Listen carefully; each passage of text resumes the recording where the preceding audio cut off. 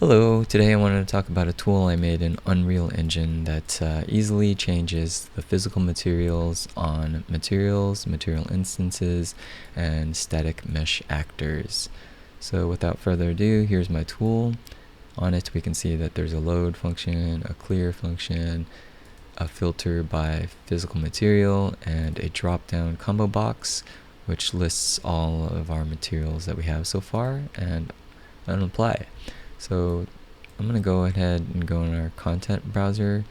I can select a bunch and I can load them in here, and if I want to check what's using stone as a physical material, I can see those pop up real quick. If I want to see what's using wood, those are all up there. If I want to see what's set as default, I can take a look at those two and filter them out. Grass as well. So to make this easier to understand, I'm going to select fewer of them just so it's not so convoluted. And here we go. I have 3 on here. We can see that there's the material name and the physical material that is on there as well, and the material instance in this case, and a physical material for that material instance. So just to demonstrate, I'm going to click this wood 5 that says it has a test set on it, and I'm going to set it to wood. Quickly press apply and it's all set. I'm going to set this grass, this physical material from grass, to, let's say, test. Apply, and it is set as test. I could set multiple of them, and let's set them all to test 2, and they are all instantly set. This makes it really easy to play in-game and test things out and add a bunch of physical materials or change a bunch at once.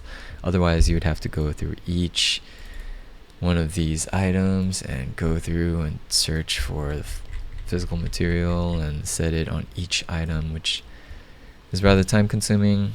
And there's a little widget display as well that helps kind of visualize everything here. Another thing that is cool about this tool that I made is that I can go and add any physical material. Let me see here. I can add a new physical material I want, and it'll automatically be added in this drop down. So we'll quickly be able to add new physical materials if we want something to sound like it's, wood or stone or whatever, and we don't have a physical material for it, we can just quickly create one here. I'm going to duplicate this and I'm going to name it cheddar. So with this, I'm going to close this out and restart it, and here we have cheddar. And we can see I was testing earlier with the cheese, and now we can assign all of those. Another feature of this is I can go into my level in the viewport and select an actual static mesh actor. Did I say that right? And load it up. I can load several things up if I wanted to. Load them up. Looks like rock is set to water. I'm going to set that to stone. And now it is set to stone. And it looks like this has 2. So it has a material and a material instance, and each of their respective physical materials.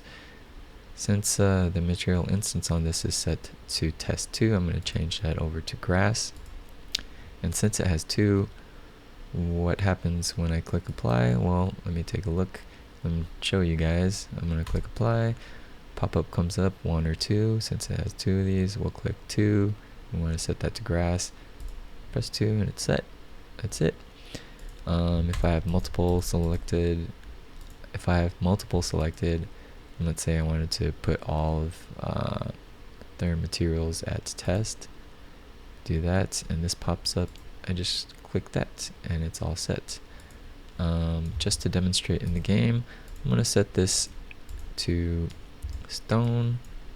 Oh, and also I should mention that I can load all of these things in here from this level editor as well. Clear this out though. I think I had these things loaded, and I'm gonna set the rock to stone. I'm gonna play the game. We'll take a listen for that. Shoot this. We can hear the rock sound. Now it's an editor utility widget, so it can't run during runtime, unfortunately. That is the nature of those, but it's still very nifty. I'm gonna set this one to water just for fun. Apply. Here we go. And now we can hear water. Now I can set all these things in this level as I go and change the physical materials and in turn change their sounds. Really easy. Great tool for sound designers.